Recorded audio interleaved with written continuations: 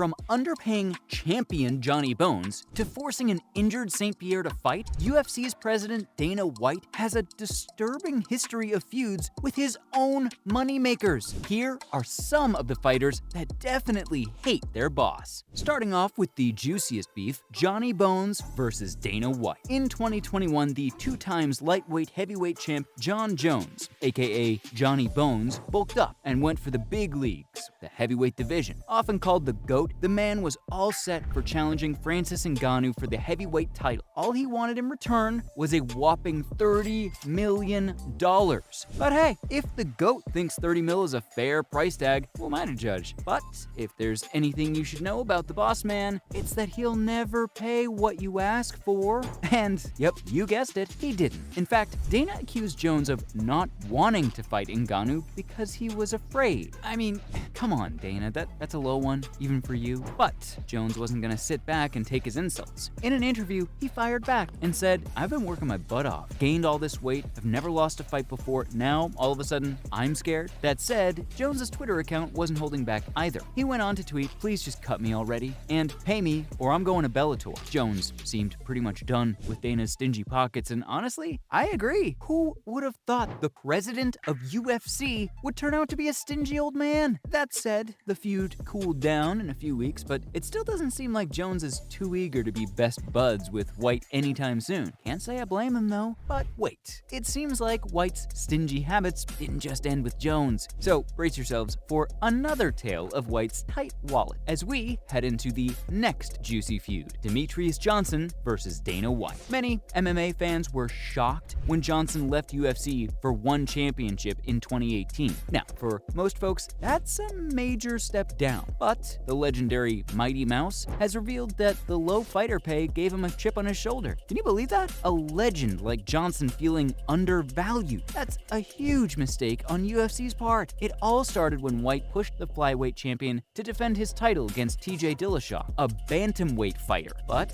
Johnson wasn't too thrilled about this idea, and I don't blame him. First, there was no guarantee that Dillashaw could shed weight before the match. I mean, the guy had never cut down to 125 pounds before. If that happened, the whole fight would be scrapped, and Johnson would lose his chance at the record for most title defenses. But wait, there's more. Turns out, our flyweights were getting paid peanuts compared to the rest of the fighters. So Johnson did what any real champion would do. He demanded $1 million for a super fight, which obviously White didn't agree to. This goes to show White never did pay much attention to the flyweights. In fact, Johnson has claimed that he threatened to scrap the whole class. Now, Johnson wasn't all talk either. He laid out some cold hard facts by revealing his paycheck. Johnson revealed that he was being paid only $175,000 for his 8th title defense, while CM Punk got $500,000 in his second ever match in the UFC. And that is where the chip on his shoulder came from. So I guess you see the point. When you're a champion, but no one gives you the champion treatment, you get the hell out. Ever since then, Johnson has gone straight to ONE FC, rising through the ranks and becoming the flyweight champion again, and I'm not complaining. So far, you'd think White just wants big guys on his bad side. But hold on, White doesn't piss off every big guy. I mean, the guy would be dead if he did. So get ready for the next big drama, where White actually played favorites. Mark Hunt versus Dana White. The 265-pound Samoan, Mark Hunt, is the last guy you'd want to go up against. But White just can't hold back, can he? It all started in 2016 with Brock Lesnar versus Mark Hunt at UFC 200. You should know, though, this was Lesnar's return to the octagon after 5 years. I mean, my money would have been on Mark Hunt for sure, but what do you know? Lesnar came out on top. But hold on, Lesnar didn't win fair and square. The steroids he took before the match did all the work. I can imagine why Mark Hunt has been outraged for years. The man trained hard for weeks, only to get wiped out by a steroid junkie, and what's more pathetic is White and UFC covered it up. So typically, a fighter has to go through 4 months of drug testing before he can return to the big leagues. But that rule was waived for Lesnar. Looks like White does play favorites. And the injustice doesn't stop here. UFC let Lesnar keep his earnings even after the failed drug test. Ever since then, Hunt has been after Lesnar's $2.5 million paycheck from the fight. He hasn't held back in public either. In an interview with ESPN, Hunt said they're allowing guys to do this. They they had a chance to take all the money from this guy because he's a cheater, and they didn't. That said, the Samoan didn't just stop with the interviews. Since then, he has slapped White and Lesnar with lawsuits and even challenged them to a fight. Looks like Hunt is hungry for blood and isn't gonna stop anytime soon. Alright, enough about Hunt. We know he'll give White a hard time as is, and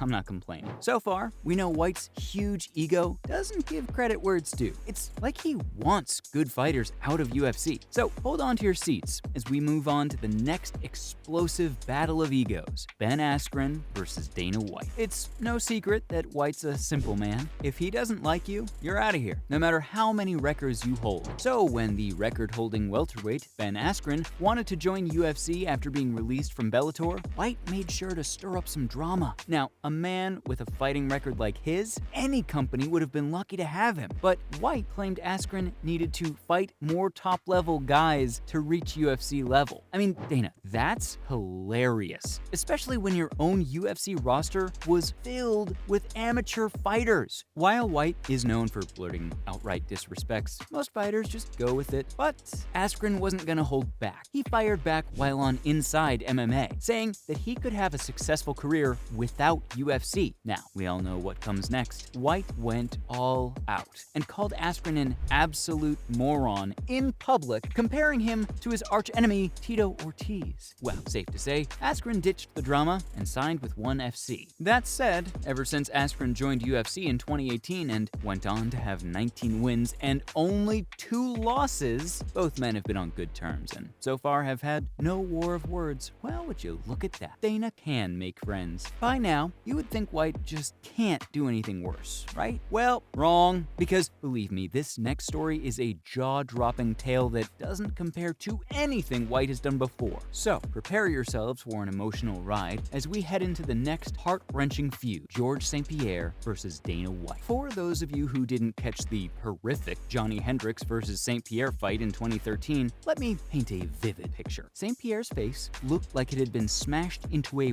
wall. That's how gruesome it was. At one point, he even lost track of time, showing serious brain damage. There's only so much a man can take, right? And that was the breaking point for St-Pierre. A week later, he decided to step away from the gruesome sport, saying, "A lot is going on in my life, I have to step away." While fans sympathized with the broken champion, White, on the other hand, showed no signs of remorse and went all out on the welterweight champ. White was furious, claiming that St-Pierre can't just go on a cruise and he owes it to this belt and this company. Looks like White sees his fighters as bags of meat and money-printing machines. Needless to say, the champ was heartbroken, so obviously didn't put up much of a fight against White. But I think we can agree, there's no love lost between them at this point, and St-Pierre has every reason to hold a grudge. That said, this time White did realize he took it too far, and we'll never know if he actually meant it, but he publicly apologized to St-Pierre. Thankfully, he took a 4-year hiatus, and we wish him the very best for his upcoming battles. So, from forcing an injured St-Pierre to fight to underpaying champion Johnny Bones, this was all about fighters that hate Dana White. Stay tuned for more of the same.